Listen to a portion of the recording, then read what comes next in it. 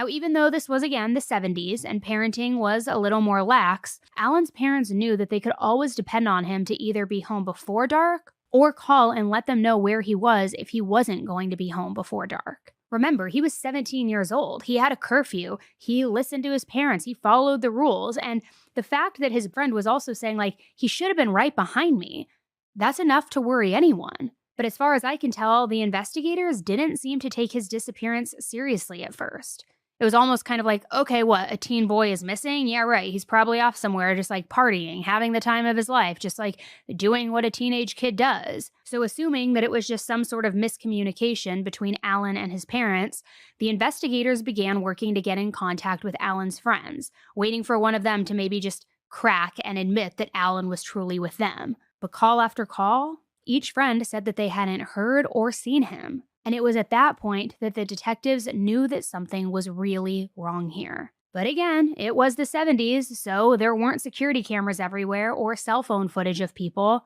All they really had to work with was potential eyewitness accounts. And remember, Allan had gone missing in broad daylight on a busy road.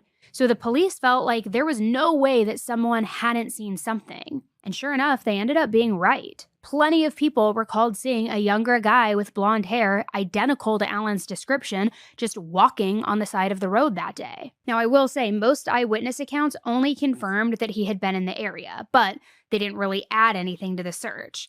That was until one person came forward saying that they actually had seen who they believed was Allan getting into somebody's car that day. They, of course, didn't think anything of it until much later when they realized that Allan was missing. But this witness who had come forward was actually able to recall a lot, or at least as much as you possibly could remember when you saw someone for a split second while driving past them. But they recalled that Allan was getting into a white Holden sedan. They also recalled that it wasn't just the driver who was in the car, but multiple other people. They weren't able to recall much about any of the people who were inside that car, though. They couldn't even guess genders, what clothes they were wearing, not really anything at all, which, again, I get it. If you were to ask me what shirt someone on the side of the road was wearing and I wasn't really paying much attention to them, I just saw them in passing, I probably couldn't accurately remember it either. So even though it seemed like this tip was really useful, it unfortunately hadn't gotten the investigators very far. The police tried to keep an eye out for any similar vehicles, but it was pretty much a dead end. And since the witnesses couldn't even describe what the driver looked like, searching for people who fit that description wasn't even an option.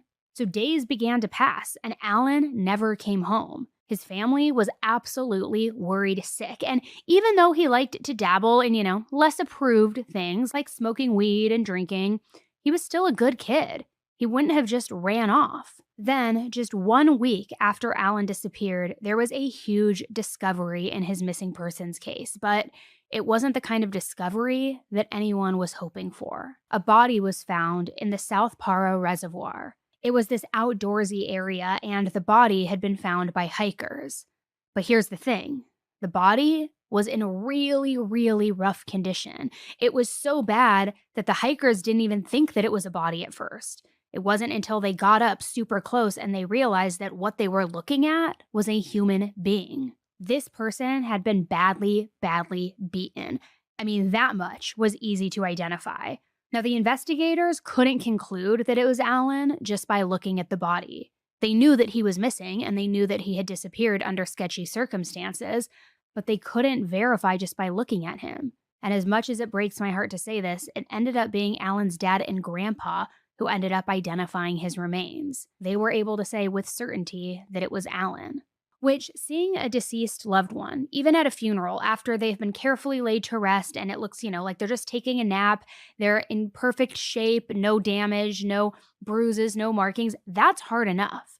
I can't even begin to imagine the trauma that Allan's family members had to endure when identifying him and seeing his body in this state. So needless to say, this missing persons case, it very quickly turned into a homicide investigation.